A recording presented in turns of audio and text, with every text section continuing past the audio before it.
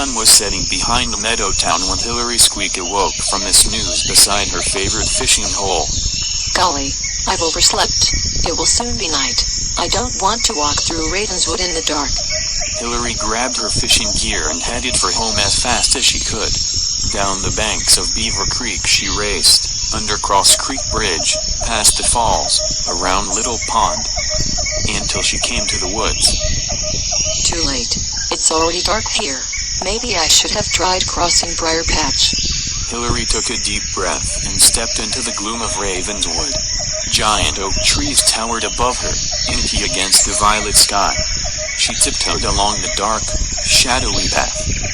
Wolves could be hiding in those shadows. Big chubby wolves with huge fangs. They could leap out and gobble me up. A twig snapped. Hillary whirled around. Nothing was there. She hurried on, trembling with fright. The wind made airy music as it whistled through the oak trees and rustled the underbrush. Maybe there's a giant snake around here, one that only comes out at night. It could be in the bushes now just watching and waiting. Hillary's heart pounded as she ran faster through the deepest, darkest part of Ravenswood. She rounded a bend in the path and froze in her tracks. A dragon! There it was, more horrible than wolves or snakes, a monstrous, fire-breathing dragon. Smoke billowed from its mouth. Lightning flashed from its orange eyes.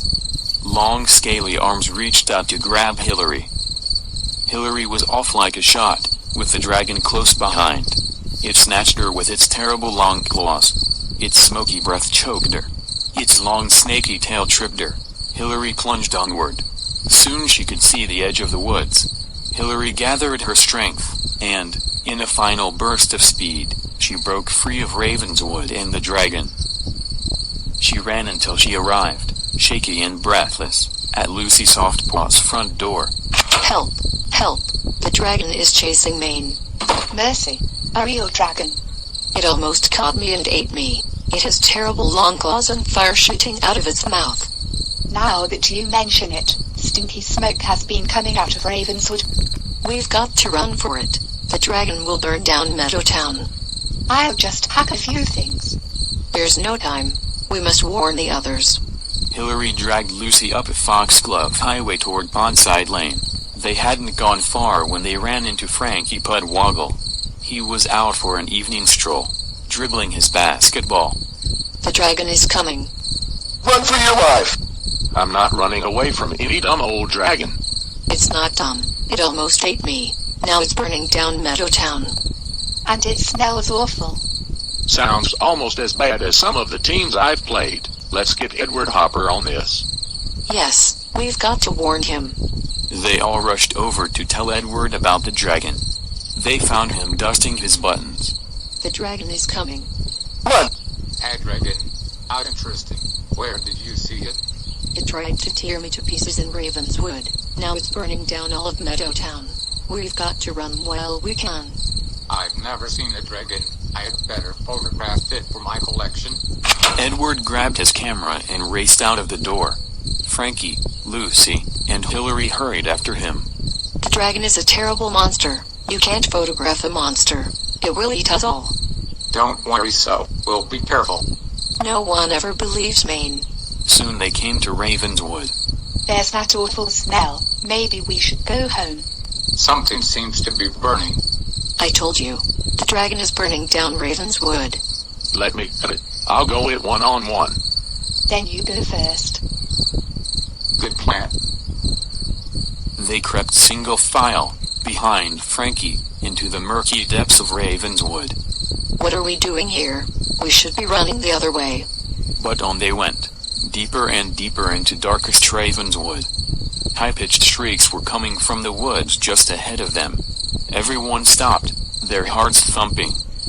Sounds like the dragon is eating the Squirrel clan. And we'll be next. The smoke is thicker. We must be getting close. Maybe we are too close. We've got to stand firm.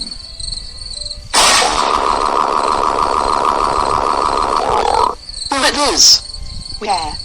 There. Hillary spun around to point out the dragon.